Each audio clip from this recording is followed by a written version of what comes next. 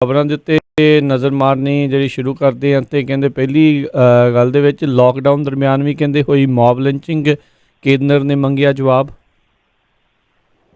ਹਾਂਜੀ, ਬਿਲਕੁਲ ਇਹ ਆਪਣੇ ਆਪ ਦੇ ਵਿੱਚ ਹੈਰਾਨ ਕਰਦੀ ਹੈ ਘਟਨਾ ਕਿ ਸਾਡੇ ਇੰਡੀਆ ਦੇ ਵਿੱਚ ਇੱਕ ਪਾਸੇ ਲੋਕਡਾਊਨ ਲੱਗਾ ਤੇ ਦੂਸਰੇ ਪਾਸੇ ਲੋਕ ਜਿਹੜੇ ਆ ਉਹ ਜ਼ਿੰਦਗੀਆਂ ਨੂੰ ਹੀ ਲੌਕ ਕਰੀ ਜਾਂਦੇ ਆ, ਜ਼ਿੰਦਗੀਆਂ ਨੂੰ ਹੀ ਡਾਊਨ ਕਰੀ ਜਾਂਦੇ ਆ। ਸਮਝ ਤੋਂ ਪਰੇ ਦੀ ਗੱਲ ਆ ਕਿ ਪੁਲਿਸ ਕੀ ਕਰਦੀ ਆ, ਔਰ ਪੁਲਿਸ ਕੀ ਕਰਦੀ ਆ ਉਹ ਇਸ ਘਟਨਾ ਤੋਂ ਵੀ ਸਾਬਤ ਹੋ ਜਾਂਦਾ। ਕਿਉਂਕਿ ਦੇਖੋ, ਵੀਰਵਾਰ ਇਹ ਘਟਨਾ ਵਾਪਰੀ ਆ ਰਾਤ ਨੂੰ, ਪਰ ਜਿਹੜੀ ਵੀਡੀਓ ਵਾਇਰਲ ਹੋਈ ਆ ਉਹ ਹੁਣ ਮੇਰੇ ਖਿਆਲ ਦੇ ਨਾਲ 1-2 ਦਿਨ ਪਹਿਲਾਂ ਹੀ ਵਾਇਰਲ ਹੋਈ ਆ।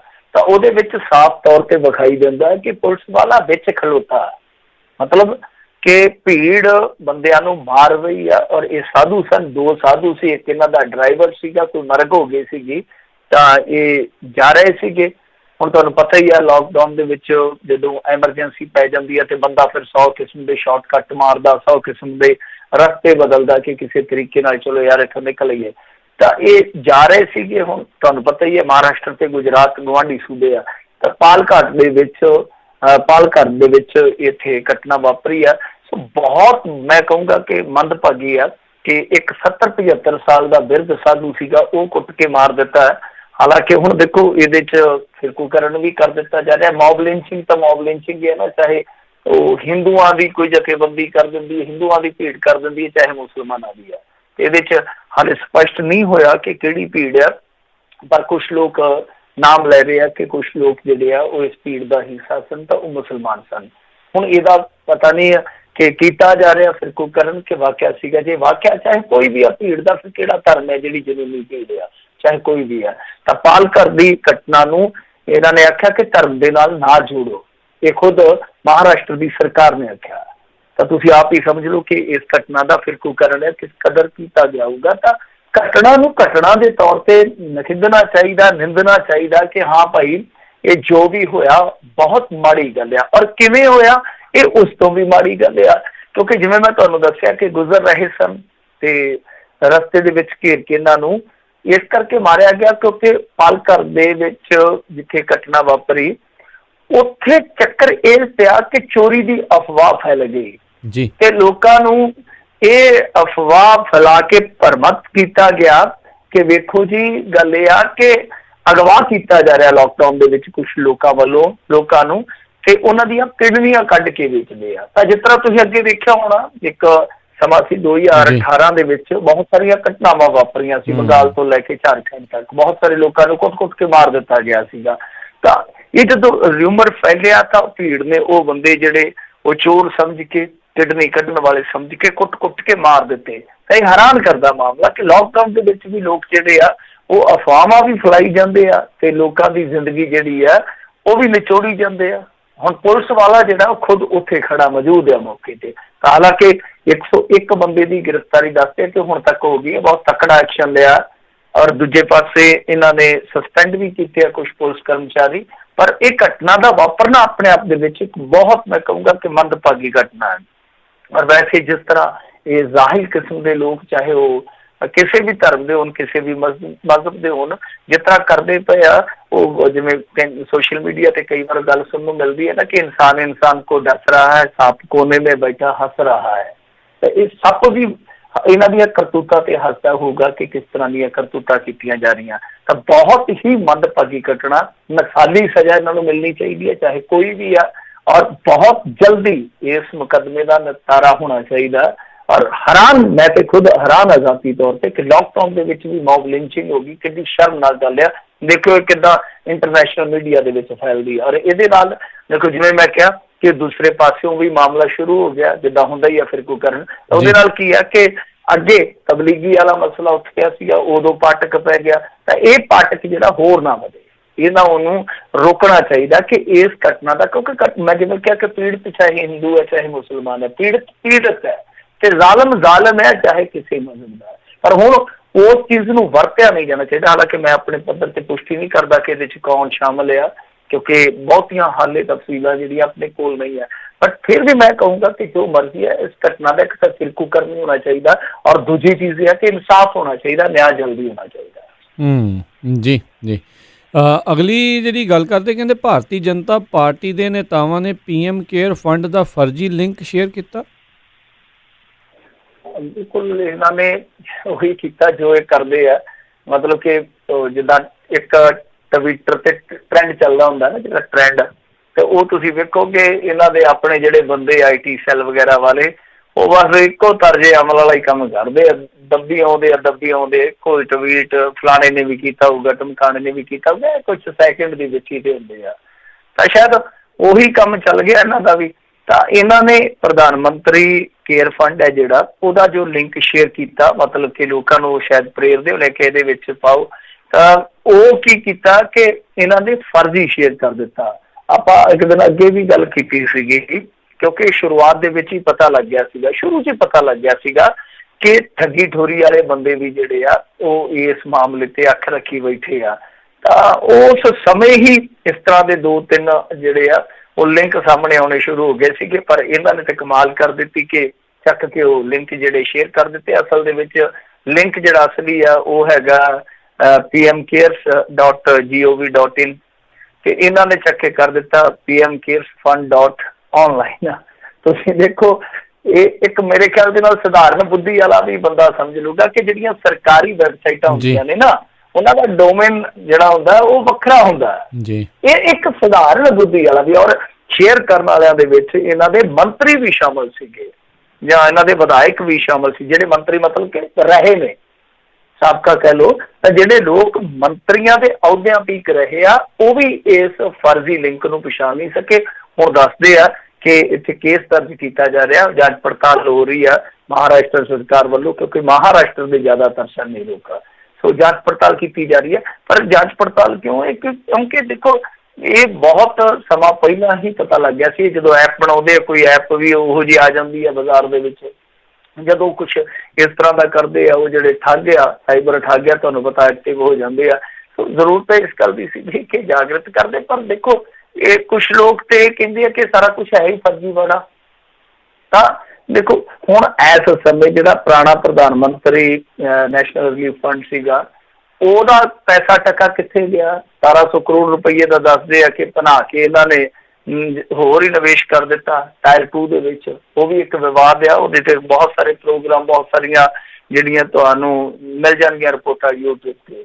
ਹਾਲਾਂਕਿ ਇਹ ਨਾ ਤੇ ਕੈਗ ਨੇ ਹਿਸਾਬ ਕਿਤਾਬ ਕੀਤਾ, ਨਾ ਇਹਦੀ ਕੋਈ RTI ਰਾਹੀਂ ਸੂਚਨਾ ਬਾਹਰ ਆ ਰਹੀ ਹੈ, ਮਾਮਲੇ ਕੋਰਟ ਕਚਹਿਰੀਆਂ ਤੱਕ ਵੀ ਤੁਰੇ ਫਿਰਦੇ ਆ। ਮੈਨੂੰ ਲੱਗਦਾ ਕਿ ਇਹ ਵੀ ਭੰਬਲ ਭੂਸਾ ਜਿਹੜਾ ਪ੍ਰਧਾਨ ਮੰਤਰੀ ਕੇਅਰ ਫੰਡ ਵਾਲਾ ਆਉਣ ਵਾਲੇ ਦਿਨਾਂ 'ਚ ਇਹੋ ਜਿਹਾ ਹੋਊਗਾ। ਪਰ ਇਹਦੇ 'ਚ ਤਾਂ RTI ਲਾਗੂ ਹੀ ਨਹੀਂ ਹੁੰਦੀ, ਇਹਦੇ 'ਚ ਕੈਗ ਦਾ ਹਿਸਾਬ ਕਿਤਾਬ ਹੋਣਾ ਹੀ ਨਹੀਂ ਹੈ।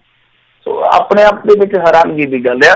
ਤਾਂ ਮੇਰੇ ਖਿਆਲ ਦੇ ਨਾਲ ਦੇਖੋ, ਸਾਰਾ ਕੁਛ ਚੱਲ ਰਿਹਾ। ਤਾਂ ਸੁਪਰੀਮ ਕੋਰਟ ਨੇ ਇਸ ਮਾਮਲੇ ਦੇ ਵਿੱਚ ਸੁਣਵਾਈ ਜ਼ਰੂਰ ਕੀਤੀ ਸੀ, ਪਰ ਉਹਨਾਂ ਵੀ ਕੁਛ ਪਿੜ ਪੱਲੇ ਨਹੀਂ ਪਾਇਆ, ਕਿਉਂਕਿ ਜਿਹੜੇ ਬੰਦੇ ਨੇ ਪਟੀਸ਼ਨ ਪਾਈ ਸੀ ਉਹ ਖੁਦ ਵਕੀਲ ਸੀ, ਤੇ ਉਹ ਕਹਿੰਦਾ ਸੀਗਾ ਕਿ ਪ੍ਰਧਾਨ ਮੰਤਰੀ ਕੇਅਰ ਫੰਡ ਹੈ ਹੀ ਆਪਣੇ ਆਪ ਦੇ ਵਿੱਚ ਫਰਾਡ ਹੈ। ਜੀ ਜੀ ਜੀ। ਅਗਲੀ ਜਿਹੜੀ ਮਿੰਟੂ ਜੀ ਗੱਲ ਕਰਦੇ, ਕਹਿੰਦੇ ਚੰਡੀਗੜ੍ਹ ਦੀ ਜਿਹੜੀ ਖਬਰ ਆ, ਪੱਤਰਕਾਰ ਦੇ ਨਾਲ ਬਦਸਲੂਕੀ ਮਗਰੋਂ ਮੀਡੀਆ ਬਾਰੇ ਜਾਰੀ ਹੋਏ ਹੁਕਮ। ਦੇਖੋ, ਇਹ ਜਿਹੜੇ ਹੈਗੇ ਆ ਨਾ ਦਵਿੰਦਰਪਾਲ ਜੀ, ਪੰਜਾਬੀ ਟ੍ਰਿਬਿਊਨ ਵਾਲੇ, ਉਹਨਾਂ ਦੀਆਂ ਰਿਪੋਰਟਾਂ ਤੁਸੀਂ ਪੜ੍ਹੀਆਂ ਵੀ ਹੋਣੀਆਂ, ਕੁਛ ਲੋਕ ਸ਼ੇਅਰ ਵੀ ਕਰਦੇ ਆ। ਬਹੁਤ ਆਲਾ ਪੱਤਰਕਾਰ ਨੇ, ਬਹੁਤ ਖੋਜੀ ਪੱਤਰਕਾਰ ਨੇ। ਉਹਨਾਂ ਦੀ ਬੀਟ ਵੀ ਮੇਰੇ ਖਿਆਲ ਦੇ ਨਾਲ ਪਹਿਲਾਂ ਅਕਾਲੀ ਦਲ ਵਾਲੀ ਸੀ, ਹੁਣ ਤੇ ਮੈਨੂੰ ਪਤਾ ਨਹੀਂ ਹੈ ਉਹਨਾਂ ਦੀ ਬੀਟ ਕਿਹੜੀ ਆ। ਬਹੁਤ ਜ਼ਬਰਦਸਤ ਰਿਪੋਰਟਿੰਗ ਕਰਦੇ ਨੇ ਉਹ। ਛੋਟੇ ਜਿਹੇ ਸ਼ਹਿਰ ਤੋਂ ਉੱਠ ਕੇ ਚੰਡੀਗੜ੍ਹ ਤੱਕ ਪਹੁੰਚਿਆ, ਤੁਸੀਂ ਆਪ ਹੀ ਹਿਸਾਬ ਕਿਤਾਬ ਲਾ ਲਓ ਕਿ ਕਿਸ ਤਰ੍ਹਾਂ ਦੇ ਪੱਤਰਕਾਰ ਹੋਣਗੇ। ਤਾਂ ਉਹਨਾਂ ਨਾਲ ਜੋ ਘਟਨਾ ਵਾਪਰੀ ਆ, ਕੁਛ ਇਸ ਤਰ੍ਹਾਂ ਸੀ ਕਿ ਉਹ ਆਪਣੇ ਘਰ ਤੋਂ ਪੈਦਲ ਹੀ ਜਾ ਰਹੇ ਸੀਗੇ। ਮੇਰੇ ਖਿਆਲ ਦੇ ਨਾਲ 27 ਸੈਕਟਰ ਤੋਂ 29 ਚੱਕ ਜਾਣਾ ਸੀ ਉਹਨਾਂ ਨੇ, ਤੇ ਪੈਦਲ ਜਾ ਰਹੇ ਸੀਗੇ। ਤਾਂ ਰਸਤੇ ਦੇ ਵਿੱਚ ਜਿਪਸੀ ਆਉਂਦੀ ਆ, ਉਹਨਾਂ ਨੂੰ ਪੁਲਿਸ ਵਾਲਿਆਂ ਦੀ ਜਿਹੜੀ ਗੱਡੀ ਹੁੰਦੀ ਉਹਨੂੰ ਆਪਾਂ ਜਿਪਸੀ ਕਹਿ ਦਿੰਦੇ ਹਾਂ। ਤਾਂ ਉਹ ਗੱਡੀ ਆਉਂਦੀ ਆ, ਤਾਂ ਉਹਨਾਂ ਦੇ ਨਾਲ ਕੁਛ ਬਹਿਸ ਵਸਾਈ ਕਰਦੇ ਆ। ਉਹ ਆਪਣਾ ਤਾਰੁਫ ਕਰਾਉਂਦੇ ਆ ਕਿ ਮੈਂ ਪੱਤਰਕਾਰ ਹਾਂ, ਆਪਣਾ ID ਕਾਰਡ ਤੱਕ ਵਿਖਾਉਂਦੇ, ਪਰ ਬਾਵਜੂਦ ਇਸ ਦੇ SHO ਹੈ ਜਿਹੜਾ ਉਹ ਬਾਜ਼ ਨਹੀਂ ਆਉਂਦਾ, ਚੱਕ ਲੈਂਦਾ। ਫਿਰ ਉਸ ਤੋਂ ਬਾਅਦ ਉਹਨਾਂ ਨੂੰ ਥਾਣੇ ਖੜਿਆ ਜਾਂਦਾ, ਫਿਰ ਤਾਰਾਂ ਖੜਕਦੀਆਂ, ਕਿਉਂਕਿ ਬੈਠੇ ਬੈਠੇ ਮੈਸੇਜ ਕਰ ਚੁੱਕੇ ਹੁੰਦੇ ਆ ਕਿ ਮੇਰੇ ਨਾਲ ਆਹ ਘਟਨਾ ਜਿਹੜੀ ਵਾਪਰ ਗਈ ਆ। ਉਸ ਤੋਂ ਬਾਅਦ ਫਿਰ ਸਾਰਾ ਕੁਛ ਤੁਹਾਨੂੰ ਪਤਾ ਹੀ ਆ, ਸੋਸ਼ਲ ਮੀਡੀਆ ਤੇ ਵੀ ਹੜਕੰਪ ਮਚ ਗਿਆ, ਤਰਥੱਲੀ ਮਚ ਗਈ। ਹੁਣ ਚੰਡੀਗੜ੍ਹ ਪੁਲਿਸ ਨੇ ਕੀ ਕੀਤਾ ਕਿ ਇੱਕ ਬਹੁਤ ਵੱਡਾ ਫੈਸਲਾ ਕੀਤਾ ਇਸ ਘਟਨਾ ਦੇ ਮੱਦੇਨਜ਼ਰ। ਉਹਨਾਂ ਨੇ ਆਖਿਆ ਕਿ ਦੇਖੋ, ਇਹ ਜੋ ਸਭ ਕੁਝ ਹੋਇਆ ਬਹੁਤ ਮਾੜੀ ਗੱਲ ਹੈ। ਉਹ ਤਾਂ ਉਹਨਾਂ ਨੇ ਜ਼ਾਰਾ ਜੀ ਗੱਲ ਆ ਕਿ ਹੁਕਮ ਦੇ ਦਿੱਤੇ ਆ, ਕਿਉਂਕਿ ਜਿਹੜੇ ਚੰਡੀਗੜ੍ਹ ਦੇ ਪ੍ਰਸ਼ਾਸਕ ਆ, ਜਿਹੜੇ ਗਵਰਨਰ ਆ VP ਸਿੰਘ ਬਦਨੌਰ, ਉਹਨਾਂ ਨੇ ਹੀ ਹੁਕਮ ਕਰ ਦਿੱਤੇ ਸਨ ਜਾਂਚ ਪੜਤਾਲ ਦੇ ਜੀ। ਤਾਂ ਉਹਨਾਂ ਨੇ ਪੱਤਰਕਾਰਾਂ ਨਾਲ ਰਿਲੇਟਡ ਇੱਕ ਫੈਸਲਾ ਲਿਆ। ਉਹ ਕਹਿੰਦੇ ਆ ਕਿ ਦੇਖੋ, ਚਾਹੇ ਪੱਤਰਕਾਰ ਪ੍ਰਿੰਟ ਮੀਡੀਆ ਦਾ ਹੋਵੇ ਜਾਂ ਫਿਰ ਇਲੈਕਟ੍ਰੋਨਿਕ ਮੀਡੀਆ ਦਾ ਹੋਵੇ, ਉਹਨੂੰ ਚੰਡੀਗੜ੍ਹ ਸ਼ਹਿਰ 'ਚ ਘੁੰਮਣ ਦੀ ਪੂਰੀ ਛੋਟ ਰਹੇਗੀ ਤੇ ਉਹਨਾਂ ਨੂੰ ਕੋਈ ਐਕਸਟਰਾ ਪਾਸ ਨਹੀਂ ਵਿਖਾਉਣਾ ਪਏਗਾ। ਮਤਲਬ ਕਿ ਉਹਨਾਂ ਦਾ ਜਿਹੜਾ ID ਕਾਰਡ ਆ ਉਹੀ ਪਾਸ ਹੋਏਗਾ। ਤਾਂ ਇਹ ਗੱਲ ਜਿਹੜੀ ਆ ਇਸ ਘਟਨਾ ਤੋਂ ਬਾਅਦ ਇਹਨਾਂ ਨੇ ਸਾਫ਼ ਕਰ ਦਿੱਤੀ ਆ ਕਿ ਜੋ ਉਹਨਾਂ ਦਾ ID ਕਾਰਡ ਆ, ਮਤਲਬ ਕਿ ਜਿਹੜਾ ਸ਼ਨਾਖਤੀ ਪੱਤਰ ਆ, ਉਹੀ ਪਾਸ ਸਮਝਿਆ ਜਾਵੇ। ਤਾਂ ਇਹ ਗੱਲ ਠੀਕ ਆ ਕਿ ਪੱਤਰਕਾਰਾਂ ਨੂੰ ਪਾਸ ਹਾਸਲ ਕਰਨ ਲੱਗਿਆ ਵੀ ਬੜੀ ਦਿੱਕਤ ਆਉਂਦੀ ਹੈ, ਕਿਉਂਕਿ ਪੱਤਰਕਾਰ ਨੂੰ ਤੇ ਹਰ ਟਾਈਮ ਹੀ ਪਾਸ ਚਾਹੀਦਾ ਹੈ। ਹਫ਼ਤੇ ਵਾਸਤੇ ਬਣਾ ਦੇਣਗੇ, 4 ਦਿਨ ਬਣਾਉਣ ਤੋਂ ਬਾਅਦ ਫਿਰ ਕਹਿਣਗੇ ਰੀਨਿਊ ਕਰਾਓ। ਇੱਥੇ ਵੀ ਸਮੱਸਿਆ, ਜਿਹੜੇ ਗਰਾਊਂਡ ਦੇ ਪੱਤਰਕਾਰ ਆ, ਹੇਠਲੇ ਪੱਧਰ 'ਚ ਫੀਲਡ 'ਚ ਕੰਮ ਕਰਦੇ ਆ, ਤਾਂ ਉਹਨਾਂ ਦੀ ਵੀ ਇਹ ਸਮੱਸਿਆ ਤੱਕ ਰਹਿੰਦੀ ਆ। ਇਹ ਠੀਕ ਹੈ, ਚਲੋ ਸਾਰੇ ਪਾਸੇ ਇਹ ਫੈਸਲਾ ਹੋਣਾ ਚਾਹੀਦਾ ਕਿ ਇਹਨਾਂ ਦੇ ਸ਼ਨਾਖਤੀ ਪੱਤਰ ਹੀ ਜਿਹੜੇ ਆ ਉਹ ਪਾਸ ਮੰਨੇ ਜਾਣ। ਪਰ ਦੂਜੀ ਗੱਲ ਇਹ ਹੈ ਨਾ ਕਿ ਚੰਡੀਗੜ੍ਹ ਪੁਲਿਸ ਦਾ ਆਪਣਾ ਇੱਕ ਮੁਲਾਜ਼ਮ ਹੈ ਜਿਹੜਾ ਹਿਮਾਚਲ ਦੇ ਵਿੱਚ ਇੱਕ ਮੁਟਿਆਰ ਨੂੰ ਛੱਡਣ ਜਾਂਦਾ ਫੜਿਆ ਗਿਆ, ਮੋਟਰਸਾਈਕਲ ਤੇ ਲਈ ਜਾਂਦਾ, ਇਹ ਪਹਾੜਾਂ ਨੂੰ ਚੀਰ ਕੇ, ਤਾਂ ਉਹਨੂੰ ਗ੍ਰਿਫਤਾਰ ਕਰ ਲਿਆ। ਇਹਨਾਂ ਦੀ ਆਪਣੀ ਪੁਲਿਸ ਤੇ ਇਹੋ ਜਿਹੀ ਹਰਕਤ ਕਰਦੀ ਹੈ। ਤੇ ਜਿਹੜਾ ਐਡਾ ਵੱਡਾ ਪੱਤਰਕਾਰ ਆ, ਨਾਲੇ ਜੇ ਕੋਈ ਆਵਾਰਗੀ ਨਹੀਂ ਕਰ ਰਿਹਾ, ਆਪਣੀ ਡਿਊਟੀ ਕਰ ਰਿਹਾ, ਤਾਂ ਉਹ ਵੀ ਡਿਊਟੀ ਤੁਹਾਡੀ ਡਿਊਟੀ ਵਰਗੀ ਆ, ਤਾਂ ਤੁਸੀਂ ਉਸ ਦੇ ਨਾਲ ਵੀ ਇਹ ਧੱਕਾ ਮੁੱਕੀ ਕਰਦੇ ਆ। ਤਾਂ ਮੇਰੇ ਹਿਸਾਬ ਦੇ ਨਾਲ ਬਹੁਤ ਮੰਦਭਾਗੀ ਘਟਨਾ, ਕਾਰਵਾਈ ਇਹਦੇ ਤੇ ਹੋਣੀ ਚਾਹੀਦੀ ਹੈ। ਪਰ ਪੱਤਰਕਾਰਾਂ ਦੇ ਨਾਲ ਅੱਜ ਕੱਲ੍ਹ ਕਾਫੀ ਕੁਛ ਹੋ ਰਿਹਾ। ਕਸ਼ਮੀਰ ਦੀ ਇੱਕ ਵੀਡੀਓ ਆ ਪੱਤਰਕਾਰ, ਉਹਦੇ ਤੇ ਇਹਨਾਂ ਨੇ ਦੇਸ਼ ਵਿਰੋਧੀ ਗਤੀਵਿਧੀਆਂ ਦਾ ਕੇਸ ਦਰਜ ਕਰ ਦਿੱਤਾ। ਮੇਰੇ ਖਿਆਲ ਦੇ ਨਾਲ ਦਾ ਹਿੰਦੂ ਦੇ ਬਹੁਤ ਵੱਡੇ ਪੱਤਰਕਾਰ ਆ ਆਸ਼ਿਕ, ਜਨਾਬ ਆਸ਼ਿਕ ਪੀਰਜ਼ਾਦਾ, ਉਹਨਾਂ ਤੇ ਵੀ ਇਹੋ ਜਿਹਾ ਹੀ ਮਾਮਲਾ ਬਣ ਸਕਦਾ, ਕਿਉਂਕਿ ਉਹਨਾਂ ਨੂੰ ਵੀ SSP ਨੇ ਤਲਬ ਕੀਤਾ ਹੋਇਆ ਹੈ। ਤਾਂ ਇਹ ਮਾਮਲੇ ਜਿਹੜੇ ਉਹ ਸਾਰੇ ਇਨਕਾਊਂਟਰਸ ਦੇ ਨਾਲ ਜੁੜੇ ਆ। ਤਾਂ ਤੁਸੀਂ ਆਪ ਹੀ ਸਮਝ ਲਓ ਕਿ ਪੱਤਰਕਾਰਾਂ ਦਾ ਇਹ ਜਿਹੜਾ ਇਸ ਵੇਲੇ ਕਾਫਲਾ ਤੁਰਦਾ ਪਿਆ, ਕਿਉਂਕਿ ਬਹੁਤ ਵੱਡਾ ਤਾਂ ਇਹਦੇ ਵਿੱਚੋਂ ਹਿੱਸਾ ਜਿਹੜਾ ਉਹ ਗੋਦੀ ਮੀਡੀਆ, ਬੋਦੀ ਮੀਡੀਆ, ਪਤਾ ਨਹੀਂ ਕਿਹੜਾ ਕਿਹੜਾ ਮੀਡੀਆ, ਉਹ ਜਿਹਦੀਆਂ ਮੀਡੀਆ ਜਿਹੜੀਆਂ ਉਹ ਦੋ ਨੇ, ਇੱਕ ਅਮਿਤ ਸ਼ਾਹ ਦੇ ਹੱਥ ਜਾਂ ਕਹਿ ਲਓ ਡੋਵਾਲ ਸਾਹਿਬ ਦੇ ਹੱਥ ਤੇ ਦੂਸਰੀ ਮੋਦੀ ਸਾਹਿਬ ਦੇ ਹੱਥ। ਤਾਂ ਦੂਸਰੇ ਪਾਸੇ ਜੇ ਅਸੀਂ ਵੇਖੀਏ ਤਾਂ ਜਿਹੜਾ ਕਾਫਲਾ ਛੋਟਾ ਜਿਹਾ ਕਾਫਲਾ ਹੈ, ਕਿਉਂਕਿ ਸਰਕਾਰ ਚਾਹੇ ਕਿਸੇ ਦੀ ਵੀ ਹੋਵੇ, ਇਹ ਜਿਹੜਾ ਕਾਫਲਾ ਹੁੰਦਾ ਛੋਟਾ ਜਿਹਾ ਕਾਫਲਾ ਪੱਤਰਕਾਰਾਂ ਦਾ, ਚਾਹੇ ਉਹ ਕੌਮੀ ਮੀਡੀਆ ਦਾ ਹਿੱਸਾ ਹੋਣ, ਚਾਹੇ ਸਥਾਨਕ ਮੀਡੀਆ ਦਾ ਹਿੱਸਾ ਹੋਣ, ਉਹੀ ਸੱਚ ਨੂੰ ਬਚਾਉਂਦੇ ਆ।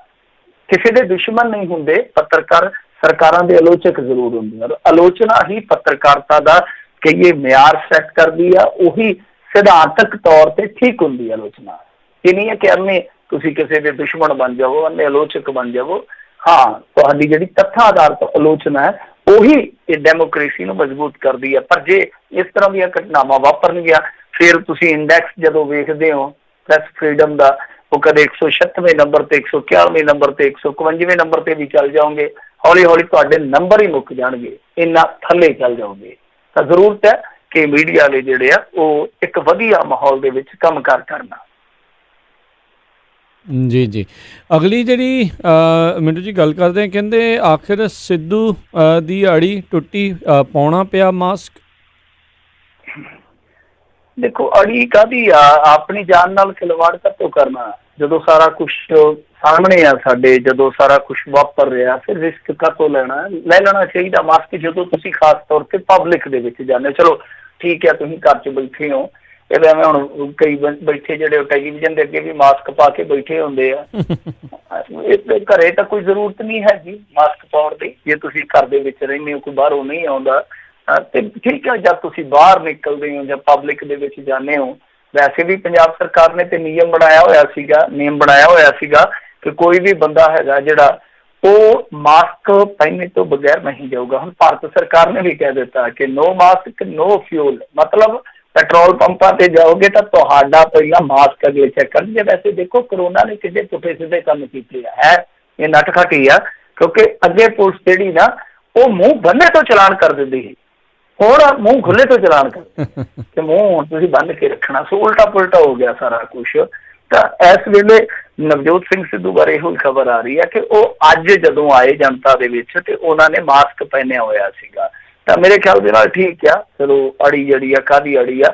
ਔਰ ਜਦੋਂ ਸਰਕਾਰ ਤੁਹਾਡੀ ਨੇ ਕਹਿ ਦਿੱਤਾ ਕਿ ਹਾਂ ਭਾਈ ਮਾਸਕ ਪਹਿਨਣਾ ਲਾਜ਼ਮੀ ਹੈ, ਜੇ ਮਾਸਕ ਨਹੀਂ ਹੈ ਤੁਹਾਡੇ ਕੋਲ ਤੇ ਆਪਦਾ ਕੋਈ ਵੀ ਸਾਫਾ ਹੈ ਜਾਂ ਕੋਈ ਰੁਮਾਲ ਹੈ, ਉਹਦੇ ਨਾਲ ਤੁਸੀਂ ਕਿਸੇ ਕੱਪੜੇ ਦੇ ਨਾਲ ਵੀ ਮੂੰਹ ਢੱਕ ਸਕਦੇ ਹੋ। ਤਾਂ ਇਹ ਕਹਿੰਦੇ ਸਨ ਕਿ ਦੇਖੋ ਜੀ WHO ਦਾ ਜਿਹੜਾ ਨਾ ਹਵਾਲਾ ਹੈ, ਉਹ ਕਹਿੰਦੇ ਕਿ ਤੰਦਰੁਸਤ ਬੰਦੇ ਨੂੰ ਮਾਸਕ ਪਾਉਣ ਦੀ ਜ਼ਰੂਰਤ ਨਹੀਂ ਹੈ। ਤਾਂ ਸਿੱਧੂ ਸਾਹਿਬ WHO ਦੀ ਗਾਈਡਲਾਈਨ ਨਵੀਂ ਲਈ ਫਿਰਦੇ ਸੀਗੇ। ਤਾਂ ਖੈਰ ਠੀਕ ਹੈ, ਮਾਸਕ ਪਹਿਨਣਾ ਜਿਹੜਾ ਉਹ ਲਾਜ਼ਮੀ ਹੈ, ਤਾਂ ਫਿਰ ਤੁਹਾਨੂੰ ਸਾਰਿਆਂ ਨੂੰ ਪਾਉਣਾ ਪਊਗਾ। ਪਰ ਸਿੱਧੂ ਸਾਹਿਬ ਅੜੇ ਰਹੇ। ਅਖੀਰ ਦੇ ਵਿੱਚ HC ਅਰੋੜਾ ਜਿਹੜੇ ਸਮਾਜ ਸੇਵੀ ਵੀ ਆ, ਵਕੀਲ ਵੀ ਆ, ਉਹਨਾਂ ਨੇ ਸ਼ਿਕਾਇਤ ਕੀਤੀ ਸੀਗੀ ਇਹਨਾਂ ਦੀ ਸਰਕਾਰ ਦੇ ਕੋਲ ਕਿ ਸਿੱਧੂ ਸਾਹਿਬ ਤੁਹਾਡਾ ਮਾਸਕ ਨਹੀਂ ਪਾ ਰਿਹਾ, ਤਾਂ ਕਿਰਪਾ ਕਰਕੇ ਸਿੱਧੂ ਸਾਹਿਬ ਨੂੰ ਸਮਝਾਓ। ਤਾਂ ਸਿੱਧੂ ਸਾਹਿਬ ਨੇ ਜਦੋਂ ਹੀ ਇਸ ਬਾਰੇ ਸੁਣਿਆ ਤਾਂ ਸ਼ਾਇਦ ਉਹਨਾਂ ਨੇ ਮਾਸਕ ਪਾ ਲਿਆ। ਇਹਦੇ 'ਚ ਕੋਈ ਮੇਰੇ ਖਿਆਲ ਦੇ ਨਾਲ ਉਹ ਨਹੀਂ ਹੈਗਾ ਕਿ ਕੋਈ ਬੇਇੱਜ਼ਤੀ ਵਾਲੀ ਗੱਲ ਹੈ ਤੇ ਨਮੋਸ਼ੀ ਵਾਲੀ ਗੱਲ ਆ। ਇਲਾਜ ਨਾਲੋਂ ਪਰਹੇਜ਼ ਹੀ ਚੰਗਾ। ਠੀਕ ਹੈ, ਪਰਹੇਜ਼ ਕਰ ਲਿਆ ਉਹਨਾਂ ਨੇ, ਸਿੱਧੂ ਸਾਹਿਬ ਨੇ, ਚਲੋ ਵਧੀਆ ਗੱਲ ਹੈ। ਪਰ ਪਬਲਿਕ ਦੇ ਵਿੱਚ ਉਹਨਾਂ ਨੂੰ ਵਿਚਰਨਾ ਚਾਹੀਦਾ। ਕਾਫੀ ਲੇਟ ਹੋ ਗਏ, ਵਿਚਰਨਾ ਚਾਹੀਦਾ ਔਰ ਪੂਰੀ ਪਰਹੇਜ਼ਗਾਰੀ ਦੇ ਨਾਲ ਵਿਚਰਨਾ ਚਾਹੀਦਾ। ਜੀ ਜੀ।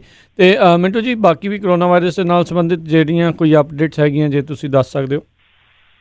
ਹਾਂਜੀ, ਕਰੋਨਾ ਦੇ ਨਾਲ ਅਪਡੇਟਸ ਜੁੜੀਆਂ ਜਿਹੜੀਆਂ ਉਹ ਅੱਜ ਦੀਆਂ ਇਹੋ ਹੀ ਆ ਕਿ ਇਟਲੀ ਬਾਰੇ ਖਬਰ ਆ ਰਹੀ ਸੀ ਕਿ ਉੱਥੇ 129 ਡਾਕਟਰ, 34 ਨਰਸਾਂ ਤੇ 100 ਪਾਦਰੀ ਜਿਹੜੇ ਆ ਉਹ ਹੁਣ ਤੱਕ ਕਰੋਨਾ ਦੀ ਭੇਂਟ ਚੜ੍ਹ ਗਏ। ਬਹੁਤ ਵੱਡੀ ਗਿਣਤੀ ਹੈ ਡਾਕਟਰ, ਨਰਸਾਂ ਔਰ ਪਾਦਰੀ। ਇਸ ਤੋਂ ਇਲਾਵਾ ਜਿਹੜੀ WHO ਸੰਸਥਾ ਵਿਵਾਦਾਂ 'ਚ ਘਿਰੀ ਹੋਈ ਆ, ਫੰਡਿੰਗ ਤੁਹਾਨੂੰ ਪਤਾ ਹੀ ਆ, ਅਮਰੀਕਾ ਵਾਲੇ ਤੁਸੀਂ ਕੱਟ ਕਰਤੀ ਆ। ਤਾਂ ਉਹ ਕਹਿੰਦੇ ਆ ਕਿ ਲਾਕਡਾਊਨ ਮਹਾਮਾਰੀ ਦਾ ਅੰਤ ਨਹੀਂ, ਸਗੋਂ ਅਗਲੇ ਪੜਾਅ ਦੀ ਸ਼ੁਰੂਆਤ ਆ।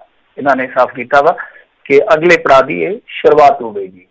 ਇਸ ਤੋਂ ਇਲਾਵਾ PM ਮੋਦੀ ਨੇ ਅੱਜ ਕਿਹਾ ਕਿ ਮਾਲਦੀਵ ਦੇ ਨਾਲ ਖੜੇਗਾ ਭਾਰਤ। ਉਹਨਾਂ ਨੇ ਮਤਲਬ ਕਿ ਹੌਸਲਾ ਬਣਾਇਆ। ਵੈਸੇ ਠੀਕ ਕਰਦੇ ਆ, ਠੀਕ ਕਰਨਾ ਵੀ ਚਾਹੀਦਾ, ਕਿਉਂਕਿ ਸਾਡੇ ਨਾਲ ਜਿਸ ਤਰ੍ਹਾਂ ਅਮਰੀਕਾ ਵਾਲੇ ਸਹਿਯੋਗ ਕਰ ਰਹੇ ਜਾਂ ਵੱਡੇ ਮੁਲਕ ਜਾਂ ਵੱਡੀਆਂ ਸੰਸਥਾਵਾਂ, ਵਿੱਤੀ ਸੰਸਥਾਵਾਂ ਨੇ ਜਿਹੜੀਆਂ ਉਹ ਕਰ ਰਹੀਆਂ ਨੇ, ਤਾਂ ਅਸੀਂ ਜਿੰਨੇ ਜੁਗੇ ਗਾਂ ਅੱਗੋਂ ਕਰਦੇ ਜਾਈਏ। ਇਹੀ ਭਲਾਈ ਦੀ ਸਪਲਾਈ ਆ ਕਿ ਰਲ ਮਿਲ ਕੇ ਹੀ ਚੱਲਣਾ ਚਾਹੀਦਾ।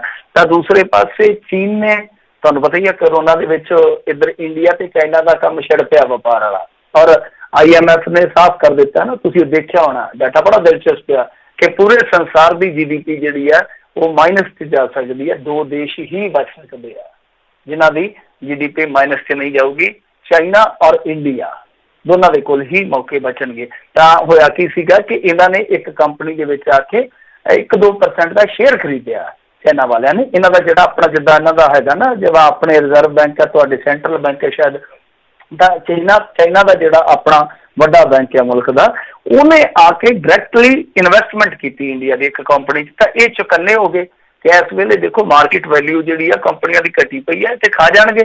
ਤਾਂ ਇਹਨਾਂ ਨੇ FDI ਦੇ ਨਿਯਮ ਜਿਹੜੇ ਬਦਲ ਦਿੱਤੇ ਸੀ। ਤਾਂ ਚਾਈਨਾ ਨੇ ਰਿਐਕਟ ਕੀਤਾ, ਸਖਤ ਰਿਐਕਟ ਕੀਤਾ। ਉਹ ਕਹਿੰਦੇ ਆ ਕਿ ਇਹ ਸਿੱਧੇ ਤੌਰ ਤੇ WTO ਦਾ ਉਲੰਘਣ ਆ, ਮਤਲਬ ਕਿ ਉਹ ਜੋ ਸਮਝੌਤਾ ਸਾਡਾ ਉਹਦੀ ਇਹ ਉਲੰਘਣਾ ਕਰਦੇ ਪਏ ਆ। ਤਾਂ ਇਹ ਆਪਣੇ ਆਪ ਦੇ ਵਿੱਚ ਕਹਿ ਲਈਏ ਕਿ ਛੋਟੀ ਜਿਹੀ ਵਪਾਰਕ ਕਤਲਬਾਜ਼ੀ ਜਿਹੜੀ ਆ ਉਹ ਇੰਡੀਆ ਤੇ ਚਾਈਨਾ ਦੀ ਸ਼ੁਰੂ ਹੋ ਚੁੱਕੀ ਹੈ। ਵੈਸੇ ਕੋਈ ਜ਼ਮਾਨਾ ਸੀ ਜਦੋਂ FDI ਬਾਰੇ ਰੱਸਾ ਖਿੱਚਿਆ ਜਾ ਰਿਹਾ ਸੀਗਾ, ਤਾਂ ਅੱਜ FDI ਬਾਰੇ ਨਿਯਮ ਸਖਤ ਕੀਤੇ ਜਾ ਰਹੇ ਆ। ਮੇਰੇ ਖਿਆਲ ਦੇ ਨਾਲ ਦੁਨੀਆ ਦੇ ਵਿੱਚ ਉਹ ਜੋ ਸੰਰਕਸ਼ਣਵਾਦ ਜੋ ਚੱਲਿਆ, ਅੰਗਰੇਜ਼ੀ 'ਚ ਤੁਸੀਂ ਦੱਸ ਦਿਓ ਕੀ ਕਹਿੰਦੇ ਆ, ਪਰ ਉਹ ਹੁਣ ਮਜ਼ਬੂਤ ਹੋਏਗਾ। ਵੈਸੇ ਉਦਾਰੀਕਰਨ ਜਿਹੜਾ ਸੀ ਨਾ ਕਮਜ਼ੋਰ ਹੋ ਰਿਹਾ ਸੀਗਾ। ਯੂਰਪ ਯੂਨੀਅਨ ਕਨਸੈਪਟ ਤੁਹਾਨੂੰ ਪਤਾ ਕਿਸ ਤਰ੍ਹਾਂ ਗਿਰ ਗਿਆ, ਅਮਰੀਕਾ ਫਸਟ ਦੀ ਪਾਲਿਸੀ ਆ ਗਈ। ਤਾਂ ਹੁਣ ਲੱਗਦਾ ਇਹੋ ਕਿ ਕਰੋਨਾ ਤੋਂ ਬਾਅਦ ਇਹ ਚੀਜ਼ਾਂ ਜਿਹੜੀਆਂ ਉਹ ਜ਼ਿਆਦਾ ਸ਼ਕਤੀਸ਼ਾਲੀ ਹੋਣਗੀਆਂ, ਜ਼ਿਆਦਾ ਤਾਕਤਵਰ ਹੋਣਗੀਆਂ। ਤਾਂ ਖੈਰ ਅੱਗੇ ਜੇ ਚੱਲੀਏ ਤਾਂ ਸਿੰਗਾਪੁਰ ਦੇ ਵਿੱਚ ਕਹਿੰਦੇ ਆ ਕਿ ਰਿਕਾਰਡ 1426 ਨਵੇਂ ਮਾਮਲੇ ਹੈ। ਜ਼ਿਆਦਾਤਰ ਵਿਦੇਸ਼ੀ ਕਾਮੇ ਇਨਫੈਕਟਡ ਨੇ, ਕਿਉਂਕਿ ਜਿਹੜੀਆਂ ਡੋਰਮੈਟਰੀਜ਼ ਹੁੰਦੀਆਂ ਨੇ ਉਹਨਾਂ ਦੇ ਵਿੱਚ ਇਸ ਤਰ੍ਹਾਂ ਦੇ ਕਾਮੇ ਠਹਿਰਦੇ ਆ। ਇੰਡੀਅਨ ਵੀ ਕੁਛ ਹੈਗੇ ਆ। ਸਾਊਦੀ ਅਰਬ 'ਚ 8 ਪ੍ਰਵਾਸੀ ਭਾਰਤੀਆਂ ਦੀ ਮੌਤ ਹੈ। ਬੜੀ ਸੈਡ ਨਿਊਜ਼ ਆ। ਤੇ ਅੱਛੀ ਖਬਰ ਜਿਹੜੀ ਆ ਉਹ ਨਿਊਜ਼ੀਲੈਂਡ ਤੋਂ ਹੈ ਕਿ ਉਹਨਾਂ ਨੇ ਕਰੋਨਾ ਦੀ ਚੇਨ ਜਿਹੜੀ ਆ ਤੋੜ ਦਿੱਤੀ ਆ। ਤੇ ਉਹ ਕਹਿੰਦੇ ਆ ਕਿ ਬਹੁਤ ਜਲਦ ਅਸੀਂ ਲੈਵਲ 4 ਤੋਂ ਲੈਵਲ 3 ਤੇ ਆ ਰਹੇ ਹਾਂ। ਤੇ ਉਹ ਦੱਸ ਵੀ ਰਹੇ ਸਨ ਉਹਨਾਂ ਦੇ ਪ੍ਰਧਾਨ ਮੰਤਰੀ ਕਿ ਇਸ ਵੇਲੇ ਸਾਡੀ ਜਿਹੜੀ ਇਸ ਵੇਲੇ ਜੋ ਹੈਗੀ ਆ, ਜੇ ਸੰਸਾਰ ਪੱਧਰ ਤੇ ਤੁਸੀਂ ਦੇਖੋਗੇ ਦਰ ਸਾਡੀ ਆ ਉਹ 0.4 ਹੈ। ਅਸੀਂ ਸਭ ਤੋਂ ਫਿੱਟ ਹਾਂ, ਯਾਨੀ ਸਭ ਤੋਂ ਵਧੀਆ ਇਸ ਵੇਲੇ ਖਤਰੇ ਦੀ ਸੂਚੀ ਤੋਂ ਬਾਹਰ ਆ। ਅਸੀਂ ਵਧੀਆ ਪੋਜੀਸ਼ਨ ਤੇ ਆ। ਇੰਡੀਆ ਦੀ ਗੱਲ ਕਰੀਏ ਤਾਂ ਸੁਪਰੀਮ ਕੋਰਟ 'ਚ ਇੱਕ ਮਾਮਲਾ ਪਹੁੰਚਿਆ। ਸੁਪਰੀਮ ਕੋਰਟ 'ਚ ਜਿਹੜਾ ਮਾਮਲਾ ਪਹੁੰਚਿਆ ਵਾ ਉਹ ਇਸ ਕਰਕੇ ਪਹੁੰਚਿਆ ਕਿ ਫੌਜ ਕਿਉਂ ਨਾ ਲਾ ਦਿੱਤੀ ਜਾਵੇ ਇਸ ਮੁਲਕ 'ਚ। ਕਹਿੰਦੇ ਲੋਕ ਟਿਕਦੇ ਨਹੀਂ ਹੈ, ਤਾਂ ਫੌਜ ਲਗਾ ਦੇਣੀ ਚਾਹੀਦੀ ਆ ਤਾਂ ਕਿ ਲੋਕ ਜਿਹੜੇ ਆ ਉਹ ਸਖਤੀ ਨਾਲ ਲਾਕਡਾਊਨ ਦੀ ਪਾਲਣਾ ਕਰ ਸਕਣ। ਤਾਂ ਸੁਪਰੀਮ ਕੋਰਟ ਹੁਣ ਇਹਦੇ ਤੇ ਸੁਣਵਾਈ ਕਰੂਗਾ, ਦੇਖੋ ਕੀ ਬਣਦਾ। ਵੈਸੇ ਅੱਗੇ ਵੀ ਇਹਨਾਂ ਨੇ ਸੰਕੇਤ ਦਿੱਤਾ ਸੀਗਾ ਕਿ ਜੇ ਫੌਜ ਦੀ ਜ਼ਰੂਰਤ ਪੈਂਦੀ ਹੈ ਤਾਂ ਫੌਜ ਜਿਹੜੀ ਆ ਤਿਆਰ ਬਰ ਤਿਆਰ ਹੈ। ਇੱਧਰ ਮੁੰਬਈ ਦੇ ਵਿੱਚ 53 ਪੱਤਰਕਾਰ ਜਿਹੜੇ ਆ ਉਹ ਇਨਫੈਕਟਡ ਹੋ ਗਏ ਆ ਕਰੋਨਾ ਦੇ ਚੱਲਦੇ। 53 ਪੱਤਰਕਾਰ, ਤਾਂ ਪੱਤਰਕਾਰਾਂ ਵਾਸਤੇ ਵੀ ਕਰੋਨਾ ਜਿਹੜਾ ਉਹ ਇੱਕ ਬਹੁਤ ਜ਼ਿਆਦਾ ਕਹੀਏ ਕਿ ਖਤਰਨਾਕ ਹੋ ਰਿਹਾ। ਆਉਣ ਵਾਲੇ ਦਿਨਾਂ ਦੇ ਵਿੱਚ ਪੱਤਰਕਾਰਾਂ ਨੂੰ ਸੰਭਲ ਕੇ ਚੱਲਣਾ ਪਊਗਾ। ਗੁਜਰਾਤ ਦੇ ਵਿੱਚ ਕਰੋਨਾ ਵਾਇਰਸ ਦੇ 108 ਨਵੇਂ ਮਾਮਲੇ ਆਏ ਆ। ਉੱਤਰ ਪ੍ਰਦੇਸ਼ ਦੇ ਮੁੱਖ ਮੰਤਰੀ ਜਿਹੜੇ ਯੋਗੀ ਆਦਿੱਤਿਆਨਾਥ ਉਹਨਾਂ ਦੇ ਪਿਤਾ ਦਾ ਦੇਹਾਂਤ ਹੋ ਗਿਆ। ਮਾੜੀ ਗੱਲ ਹੋਈ ਹੈ, ਬਹੁਤ ਮਾੜੀ ਗੱਲ ਆ, ਪਰ ਉਹ ਆਪਣੇ ਪਿਤਾ ਦੀਆਂ ਰਸਮਾਂ 'ਚ ਨਹੀਂ ਗਏ, ਸੰਸਕਾਰ ਤੇ ਨਹੀਂ ਗਏ। ਉਹ ਕਹਿੰਦੇ ਕਿ ਇਸ ਵੇਲੇ ਜਿਹੜਾ ਰੌਲਾ ਉਹ ਸਾਡਾ ਚੱਲਦਾ ਪਿਆ ਮਹਾਮਾਰੀ ਦੇ ਨਾਲ, ਮਤਲਬ ਕਿ ਲੜਾਈ ਅਸੀਂ ਉੱਧਰ ਛੇੜੀ ਬੈਠੇ ਹਾਂ, ਤਾਂ ਜ਼ਰੂਰੀ ਇਹ ਹੀ ਆ ਕਿ ਮੈਂ ਇੱਧਰ ਲੜਾਈ ਲੜਾਂ। ਤਾਂ ਉਹਨਾਂ ਨੇ ਨਾ ਕਰ ਦਿੱਤੀ। ਉਹ ਕਹਿੰਦੇ ਵੈਸੇ ਦਿਲੀ ਇੱਛਾ ਸੀਗੀ ਕਿ ਮੈਂ ਉਹਨਾਂ ਦੇ ਅੰਤਮ ਦਰਸ਼ਨ ਕਰਦਾ ਜਾਂ ਅੰਤਮ ਰਸਮਾਂ 'ਚ ਜਾਂਦਾ, ਪਰ ਹਾਲ ਦੀ ਘੜੀ ਮੈਂ ਇੱਧਰ ਹੀ ਧਿਆਨ ਦੇਵਾਂਗਾ। ਪੰਜਾਬ ਦੀ ਜੇ ਗੱਲ ਕਰੀਏ, ਵੈਸੇ ਇੰਡੀਆ ਦੇ ਮਰੀਜ਼ਾਂ ਦੀ ਜੇ ਆਪਾਂ ਗੱਲ ਕਰੀਏ, 17,000 ਤੋਂ ਗਿਣਤੀ ਟੱਪ ਗਈ ਸੀ ਇੰਡੀਆ ਦੀ। ਉਹ ਮੈਂ ਦੱਸਦਾ ਚਾਹੁੰਦਾ 17,615 ਜੋ ਲਾਸਟ ਅਪਡੇਟ ਆ ਵਰਲਡੋਮੀਟਰ ਦੀ, ਤੇ 559 ਜਿਹੜੀਆਂ ਮੌਤਾਂ ਨੇ। ਨਵੇਂ ਕੇਸ ਮੇਰੇ ਖਿਆਲ ਦੇ ਨਾਲ ਥੋੜੇ ਜਿਹੇ ਘੱਟ ਹੋਏ ਆ, ਕਿਉਂਕਿ ਪਹਿਲਾਂ ਤਾਂ 1000 ਤੱਕ ਪਹੁੰਚ ਗਏ ਸੀਗੇ, ਤਾਂ ਹੁਣ 695 ਦੇ ਕਰੀਬ ਹੈ, ਮਤਲਬ ਕਿ ਘੱਟ ਹੋਈ ਆਮਦ ਨਵੇਂ ਕੇਸਾਂ ਦੀ। ਵਰਲਡ ਵਾਈਡ ਜੇ ਦੇਖੋਗੇ ਤਾਂ 24,36,119 ਕੇਸ ਆ, 1,66,759 ਮੌਤਾਂ। ਰਿਕਵਰਡ ਕੇਸ ਜਿਹੜੇ ਆ ਉਹ 6,37,407। ਆਹ ਫਿਗਰ ਜਿਹੜਾ ਹੈ ਨਾ ਥੋੜਾ ਜਿਹਾ ਫਿਕਰ ਘੱਟ ਕਰਦਾ, 6,37,407 ਵਾਲਾ, ਕਿ ਇੰਨੇ ਲੋਕ ਜਿਹੜੇ ਆ ਉਹ ਰਿਕਵਰਡ ਹੋ ਚੁੱਕੇ। ਜਿੱਥੋਂ ਤੱਕ ਪੰਜਾਬ ਦਾ ਤਾਲੁਕ ਆ, ਪੰਜਾਬ ਲਈ ਅੱਜ ਦਾ ਦਿਨ ਜਿਹੜਾ ਭਾਗਾਂ ਭਰਿਆ ਕਹਿ ਸਕਦੇ ਹਾਂ ਕਿ ਕੋਈ ਮੌਤ ਨਹੀਂ ਹੋਈ। ਦੂਸਰੀ ਗੱਲ ਇਹ ਆ ਕਿ ਸ਼ਾਮ 6 ਵਜੇ ਤੱਕ ਸਿਰਫ ਇੱਕ ਹੀ ਮਰੀਜ਼ ਜਿਹੜਾ ਉਹ ਰਜਿਸਟਰਡ ਕੀਤਾ ਗਿਆ ਸੀਗਾ, ਇੱਕ ਹੀ। ਹਾਲਾਂਕਿ ਉਸ ਤੋਂ ਬਾਅਦ ਇੱਕ ਦੁਬਾਰਾ ਸਪਲੀਮੈਂਟਰੀ ਇਹਨਾਂ ਨੇ ਬੁਲੇਟਿਨ ਜਾਰੀ ਕਰਨਾ ਹੁੰਦਾ, ਉਹਦੇ 'ਚ ਮੈਨੂੰ ਪਤਾ ਨਹੀਂ ਹੈ ਕਿ ਸ਼ਾਇਦ ਹੋ ਸਕਦਾ ਇੱਕਾ ਦੁੱਕਾ ਹੋਰ ਆ ਗਏ ਹੋਣ, ਪਰ ਜਿਵੇਂ ਪਿਛਲੇ ਦਿਨਾਂ 'ਚ ਆਪਾਂ ਦੇਖਿਆ 15 ਆ ਗਏ, 9 ਆ ਗਏ, 10 ਆ ਗਏ, ਐਸੀ ਗਿਣਤੀ ਜਿਹੜੀ ਆ ਉਹ ਨਹੀਂ ਆਈ। ਸੋ ਇਹ ਦੇਖਣਾ ਹੋਊਗਾ ਕਿ ਕੀ ਅਸੀਂ ਇਸ ਚੀਜ਼ ਨੂੰ ਅੱਗੇ ਲਗਾਤਾਰਤਾ 'ਚ ਬਦਲ ਸਕਦੇ ਹਾਂ। ਜੇ ਲਗਾਤਾਰਤਾ 'ਚ ਬਦਲ ਦਿੰਦੇ ਹਾਂ ਤਾਂ ਫਿਰ ਇੱਕ ਬਹੁਤ ਵੱਡੀ ਕਾਮਯਾਬੀ ਹੋਊਗੀ। ਉਹਦਾ ਜਲੰਧਰ 'ਚ ਕਰੋਨਾ ਦਾ ਇੱਕ ਹੋਰ ਪੋਜ਼ਿਟਿਵ ਮਰੀਜ਼ ਅੱਜ ਜਿਹੜਾ ਉਹ ਪਾਇਆ ਗਿਆ। ਵੈਸੇ ਨਾਭਾ ਦੇ ਵਿੱਚ ਇੱਕ ਪਰਿਵਾਰ ਦੇ ਖਿਲਾਫ, ਕਿਉਂਕਿ ਹੁਣ ਦੇਖੋ ਲੋਕ ਜਿਹੜੇ ਆ ਉਹ ਏਡੇ ਮੈਂ ਕਹੂੰਗਾ ਕਿ ਗਿਰ ਚੁੱਕੇ ਆ ਕਿ ਇਸ ਦੌਰ ਦੇ ਵਿੱਚ ਵੀ ਦੁਸ਼ਮਣੀਆਂ ਕੱਢੀ ਜਾਂਦੇ ਆ, ਸ਼ਰੀਕੇਬਾਜ਼ੀ ਕੱਢੀ ਜਾਂਦੇ ਆ, ਅਫਵਾਹ ਫੈਲਾਈ ਜਾਂਦੇ ਆ। ਨਾਭਾ ਦਾ ਇੱਕ ਪਰਿਵਾਰ ਆ ਜਿਹੜਾ ਕਿ ਹੋਲਸੇਲਰ ਹੈ, ਆ ਜਿੱਦਾਂ ਕਿਤਾਬਾਂ ਸਟੇਸ਼ਨਰੀ ਵਗੈਰਾ ਦਿੰਦੇ ਆ, ਜਿਹੜੇ ਬੁੱਕਸ ਵਗੈਰਾ ਵੇਚਦੇ ਆ, ਤਾਂ ਉਹ ਪਰਿਵਾਰ ਇੰਨਾ ਜ਼ਿਆਦਾ ਇਹਨਾਂ ਲੋਕਾਂ ਹੱਥੋਂ ਤੱਪਿਆ ਪਿਆ ਕਿ ਉਹ ਕਹਿੰਦੇ ਆ ਕਿ ਵਟਸਐਪ ਗਰੁੱਪਾਂ ਦੇ ਵਿੱਚ ਸਾਡੇ ਪਰਿਵਾਰ ਨੂੰ ਲੈ ਕੇ ਬਿਮਾਰੀ ਨਾਲ ਜੁੜੀਆਂ ਕਈ ਚੀਜ਼ਾਂ ਫੈਲਾ ਦਿੱਤੀਆਂ ਗਈਆਂ। ਸ਼ਾਇਦ ਕੋਈ ਕਾਰੋਬਾਰ ਸ਼ਰੀਕੇਬਾਜ਼ ਕਰਦਾ ਹੋਵੇਗਾ ਇਸ ਤਰ੍ਹਾਂ। ਸੋ ਬਹੁਤ ਮਾੜੀ ਗੱਲ ਹੈ ਕਿ ਪੰਜਾਬੀ ਇਸ ਪੱਧਰ ਤੇ ਵੀ ਆ ਗਏ ਆ ਕਿ ਹੁਣ ਲਾਗ ਡਾਟਾਂ ਵੀ ਕੱਢਣ ਲੱਗੇ ਬਿਮਾਰੀ ਦੇ ਬਹਾਨੇ। ਸੋ ਇਹ ਅੱਜ ਦੀਆਂ ਕੁਛ ਜਿਹੜੀਆਂ ਅਪਡੇਟਸ ਹਨ। ਜੀ ਜੀ। ਤੇ ਅਗਲੀ ਜੇ ਗੱਲ ਕਰੀਏ ਤਾਂ ਕਹਿੰਦੇ ਕਣਕ ਇਕੱਠੀ ਕਰਨ ਦੇ ਲਈ ਖੁਦ ਬਾਦਲ ਕਹਿੰਦੇ ਕਰ ਰਹੇ ਨੇ ਫੋਨ, ਇੱਕ ਨਿਊਜ਼ ਪੋਰਟਲ ਦਾ ਦਾਵਾ। ਹਾਂ ਦੇਖੋ, ਨਿਊਜ਼ ਪੋਰਟਲ ਨੇ ਕਿਹਾ ਕਿ ਖੁਦ ਜਿਹੜੇ ਵੱਡੇ ਬਾਦਲ ਆ, ਪ੍ਰਕਾਸ਼ ਸਿੰਘ ਜੀ ਬਾਦਲ, ਉਹ ਫੋਨ ਕਰ ਰਹੇ ਨੇ ਤੇ ਫੋਨ ਕਰਕੇ ਕਹਿ ਰਹੇ ਆ ਕਿ ਭਾਈ ਤੁਸੀਂ ਹੁਣ ਦਾਣਿਆਂ ਦਾ ਟਾਈਮ ਆ, ਕਣਕ ਇਕੱਠੀ ਕਰੋ, ਔਰ ਲੰਗਰਾਂ ਵਾਸਤੇ ਜਿਹੜੀ ਕਣਕ ਇਕੱਠੀ ਕਰਨੀ ਲਾਜ਼ਮੀ ਆ। ਪਰ ਅੱਗੋਂ ਕਹਿੰਦੇ ਕਿ ਕਈ ਥਾਂ ਜਿਹੜੇ ਆਗੂ ਗਾਂ ਫੋਨ ਕਰਦੇ, ਕਿਉਂਕਿ ਇਹਨਾਂ ਤੋਂ ਹੁਣ ਵੱਡੇ ਆਗੂਆਂ ਨੂੰ ਕਹਿਣਾ ਨਾ ਡਾਇਰੈਕਟਲੀ ਥੋੜੀ ਨਾ ਇਹ ਸਾਡੇ ਵਰਗਿਆਂ ਨੂੰ ਫੋਨ ਕਰਨਗੇ ਕਿ ਭਾਈ ਐਂ ਕਰੋ ਕਿ ਗੱਟਾ ਕਣਕ ਦਾ ਦਿਓ।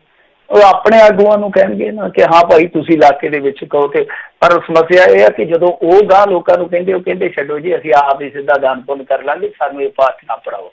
ਇਹ ਗੱਲਾਂ ਉਹਨਾਂ ਨੂੰ ਕਹਿੰਦੇ ਆ ਕਿ ਸੁਣਨ ਨੂੰ ਮਿਲਦੀਆਂ ਪਈਆਂ ਨੇ ਜਦੋਂ ਵੀ ਫੋਨ ਘੁਮਾਇਆ ਜਾਂਦਾ, ਫੋਨ ਲਾਇਆ ਜਾਂਦਾ। ਹਾਲਾਂਕਿ ਕੁਛ ਇਹਨਾਂ ਦੇ ਜਿਹੜੇ ਆਗੂ ਆ ਉਹ ਕਰ ਵੀ ਰਹੇ ਆ, ਜਥੇਦਾਰ ਤੋਤਾ ਸਿੰਘ ਜੀ ਨੇ ਵੀ ਸਹਿਯੋਗ ਕੀਤਾ, ਹੋਰ ਵੀ ਕਰ ਰਹੇ ਆ।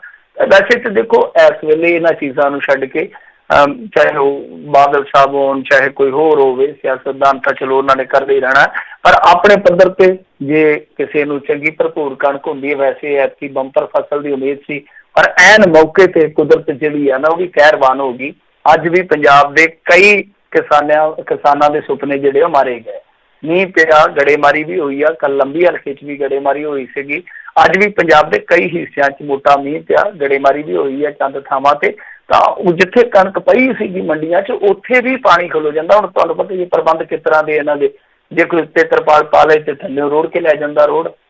ਸੋ ਸਮੱਸਿਆਵਾਂ ਹੀ ਹੈ ਕਿਸਾਨ ਵਾਸਤੇ। ਪਰ ਫਿਰ ਵੀ ਮੈਂ ਕਹਿੰਦਾ ਕਿ ਜੇ ਕਿਸੇ ਨੂੰ ਚਲੋ ਪਰਮਾਤਮਾ ਨੇ ਵੱਧ ਦਿੱਤਾ, ਦਾਣੇ ਚੰਗੇ ਹੋ ਗਏ, ਉਹ 1 ਮਣ 2 ਮਣ ਜਾਂ ਆਪਣੀ ਹਸਤੀ ਦੇ ਮੁਤਾਬਕ ਕੁਆਂਟਲ ਕਣਕ ਕੱਢ ਲਵੇ ਗਰੀਬਾਂ ਵਾਸਤੇ, ਕੋਈ ਮਾੜੀ ਗੱਲ ਨਹੀਂ ਹੈ।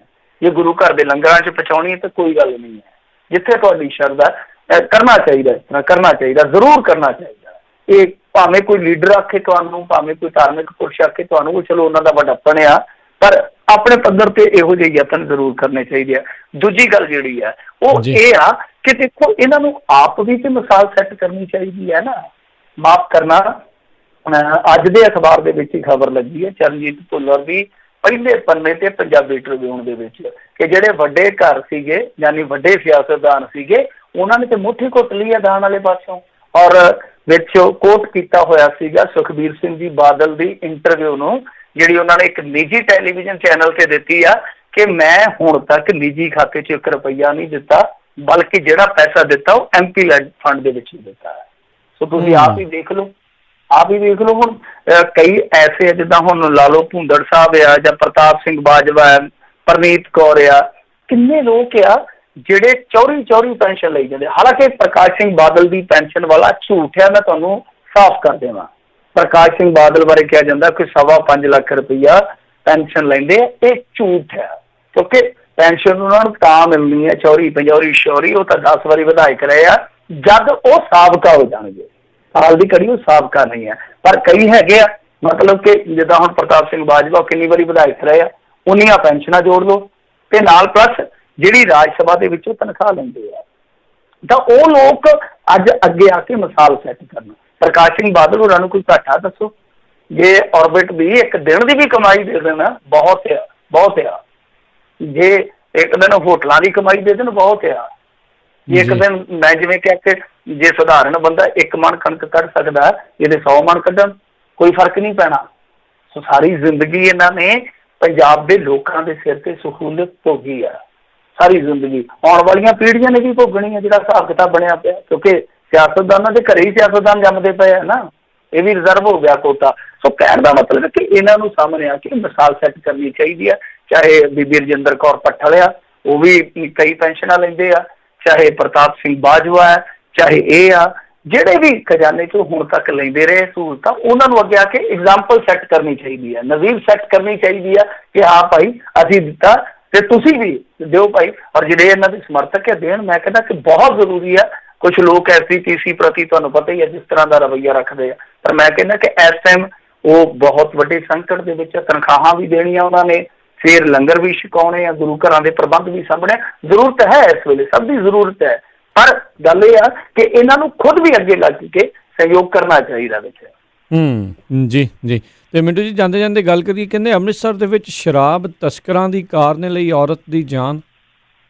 ਦੇਖੋ, ਕਸਬਾ ਬਿਆਸ ਦੇ ਨੇੜੇ 2 ਗੱਡੀਆਂ ਦਾ ਆਪਸ ਦੇ ਵਿੱਚ ਹਾਦਸਾ ਹੋਇਆ। ਇਹਦੇ ਵਿੱਚ ਇੱਕ ਔਰਤ ਹੈ ਜਿਹੜੀ ਕਿ ਚੰਡੀਗੜ੍ਹ ਦੀ ਦੱਸੀ ਜਾਂਦੀ, ਉਹਦੀ ਮੌਤ ਹੋ ਗਈ ਆ। ਤੇ ਬਾਅਦ ਦੇ ਵਿੱਚ ਜਦੋਂ, ਕਿਉਂਕਿ ਜਿਹੜੇ ਕਾਰ ਸਵਾਰ ਦੂਜੇ ਸਨ ਉਹਨਾਂ ਦੀਆਂ ਵੀ ਲੱਤਾਂ ਲੁੱਤਾਂ ਟੁੱਟੀਆਂ, ਜਦੋਂ ਗੱਡੀ ਦੀ ਤਲਾਸ਼ੀ ਲਈ ਗਈ ਤਾਂ ਉਹਦੇ ਵਿੱਚ ਸ਼ਰਾਬ ਦੀਆਂ ਪੇਟੀਆਂ ਜਾਂ ਸ਼ਰਾਬ ਦੀਆਂ ਬੋਤਲਾਂ ਸਨ। ਤਾਂ ਦੇਖੋ, ਸ਼ਰਾਬ ਦਾ ਸਿੱਧਾ ਜਿਵੇਂ ਕਹਿ ਲਈਏ ਕਿ ਇਸ ਵੇਲੇ ਫੰਡਾ ਆ ਕਿ ਜਿਹੜਾ ਵੀ ਬੰਦਾ ਸ਼ਰਾਬ ਦਾ ਧੰਦਾ ਕਰ ਰਿਹਾ, ਜਿੰਨੀ ਕਮਾਈ ਉਹਨੇ 1 ਸਾਲ 'ਚ ਤਸਕਰੀ ਕਰਕੇ ਕਰਨੀ ਸੀ, ਕਰਫਿਊ ਨੇ 1 ਮਹੀਨੇ 'ਚ ਕਰਾਤੀ ਆ। ਬੱਲੇ ਬੱਲੇ ਹੋਈ ਪਈ ਆ ਇਹਨਾਂ ਦੀ, ਚਾਂਦੀ ਕੁੱਟਣ ਡਏ ਆ। ਵੱਡੇ ਵੱਡੇ ਲੋਕ ਜਿਹੜੇ ਧੰਨੇ ਸੇਠ ਆ, ਉਹ ਕੰਮ ਕਰਾਈ ਜਾਂਦੇ ਆ। ਇੱਥੋਂ ਤੱਕ ਠੇਕੇਦਾਰਾਂ ਦੀਆਂ ਤੇ ਤੁਹਾਨੂੰ ਪਤਾ ਹੀ ਹੈ ਚੋਰ ਮੋਰੀਆਂ ਹੁੰਦੀਆਂ, ਔਰ ਉਹ ਮੋਰੀਆਂ ਹੁੰਦੀਆਂ ਜਿਨ੍ਹਾਂ ਦੇ ਵਿੱਚੋਂ ਪਤਾ ਨਹੀਂ ਕਿੰਨੇ ਕਿੰਨੇ ਕਿੱਲੇ ਨਿਕਲ ਜਾਂਦੇ ਆ। ਕਿੱਲੇ ਕੀ ਛੱਡਿਓ, ਕਈ ਵਾਰ ਬੰਦੇ ਇਕੱਲੇ ਹੀ ਨਿਕਲ ਜਾਂਦੇ, ਆਪ ਵੀ ਨਿਕਲ ਜਾਂਦੇ ਆ, ਗਾਹ ਦੀ ਗਾਹ, ਯਾਨੀ ਚੜ੍ਹਾਈ ਕਰ ਜਾਂਦੇ ਆ। ਇਹ ਠੇਕੇ ਵਾਲੀਆਂ ਜਿਹੜੀਆਂ ਮੋਰੀਆਂ ਹੁੰਦੀਆਂ ਇਹੋ ਜਿਹੀਆਂ ਹੁੰਦੀਆਂ ਨੇ। ਤਾਂ ਕਹਿਣ ਦਾ ਭਾਵ ਹੈ ਉਹ ਵੀ ਚੱਲੀ ਜਾਂਦੀਆਂ, ਠੇਕੇਦਾਰ ਜਿਹੜੇ ਆ ਉਹ ਵੀ ਆਪਣੀ ਬਚਤ ਕਰੀ ਜਾਂਦੇ ਆ ਚੋਰੀਆਂ ਛੱਪੀ।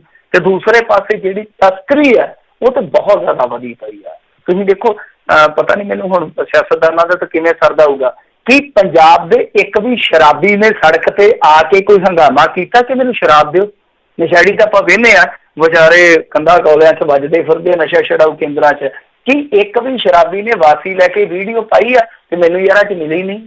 ਸੋ ਸਾਰਾ ਕੁਛ ਹੈ ਜਿਹੜਾ ਮਿਲੀ ਜਾਂਦਾ। ਜੇ ਸ਼ਰਾਬ ਦੀ ਸਪਲਾਈ ਚੇਨ ਨਹੀਂ ਟੁੱਟੀ ਤੇ ਚਿੱਟੇ ਦੀ ਕਿੱਥੋਂ ਟੁੱਟੂਗੀ? ਕਿਉਂਕਿ ਚਿੱਟੇ ਲਈ ਤੇ ਇੱਥੇ ਛੋਟੇ ਛੋਟੇ ਪੈਡਲਰ ਜਿਹੜੇ ਗਲੀ ਗਲੀ 'ਚ ਹਾਜ਼ਰ ਆ। ਸੋ ਇਹ ਸਾਰਾ ਝੂਠ ਆ, ਸਭ ਕੁਛ ਚੱਲੀ ਜਾਂਦਾ। ਇਹਦੇ ਨਾਲ ਤੇ ਇਹੀ ਬਿਹਤਰ ਆ ਕਿ ਤੁਸੀਂ ਠੇਕੇ ਬੰਦ ਨਾ ਕਰਦੇ, ਪਰ ਕਿਉਂਕਿ ਹੁਣ ਤੇ ਭਾਰਤ ਸਰਕਾਰ ਦਾ ਹੀ ਹੁਕਮ ਆ ਗਿਆ, ਠੇਕੇ ਖੋਲ ਨਹੀਂ ਸਕਦੇ। ਜਦ ਤੱਕ ਇਹ ਠੇਕੇ ਨਹੀਂ ਖੋਲਦੇ ਤਦ ਤੱਕ ਇਹਨਾਂ ਲੋਕਾਂ ਦੀ ਪੂਰੀ ਚਾਂਦੀ, ਔਰ ਚਾਂਦੀ ਉਹ ਕੁੱਟਣਗੇ ਜਚਾ ਕੇ ਟਕਾ ਕੇ। ਜੀ ਜੀ ਜੀ। ਤੇ ਮਿੰਟੂ ਜੀ ਬਹੁਤ ਤੁਹਾਡਾ ਧੰਨਵਾਦ ਕਰਦੇ ਹਾਂ, ਤੁਸੀਂ ਸਾਡੇ ਨਾਲ ਜੁੜੇ, ਇਹਨਾਂ ਖਬਰਾਂ ਬਾਰੇ ਤੁਸੀਂ ਜਾਣਕਾਰੀ ਦਿੱਤੀਆਂ। ਅਗਲੀ ਵਾਰ ਤੱਕ ਲਈ ਬੜੀ ਮਿਹਰਬਾਨੀ। ਪਿਆਰ ਭਰੀ ਸਤਿ ਸ਼੍ਰੀ ਅਕਾਲ ਜੀ। ਸਤਿ ਸ੍ਰੀ ਅਕਾਲ ਜੀ। ਤੇ ਸਰੋਤਿਓ, ਇੱਥੇ ਹੀ ਸਾਡਾ ਅੱਜ ਦਾ ਪ੍ਰੋਗਰਾਮ ਸਮਾਪਤ ਹੈ। ਮਿਲਦੇ ਹਾਂ ਅਗਲੀ ਵਾਰ ਤੱਕ ਲਈ ਮੇਰੇ ਵੱਲੋਂ ਵੀ ਸਭ ਨੂੰ ਸਤਿ ਸ਼੍ਰੀ ਅਕਾਲ। ਜਿਉਂਦੇ ਵਾਸਤੇ ਰਹੋ, ਹੱਸਦੇ ਖੇਡਦੇ ਰਹੋ, ਸੁਣਦੇ ਰਹੋ ਪੰਜਾਬੀ ਰੇਡੀਓ USA। ਜੀ।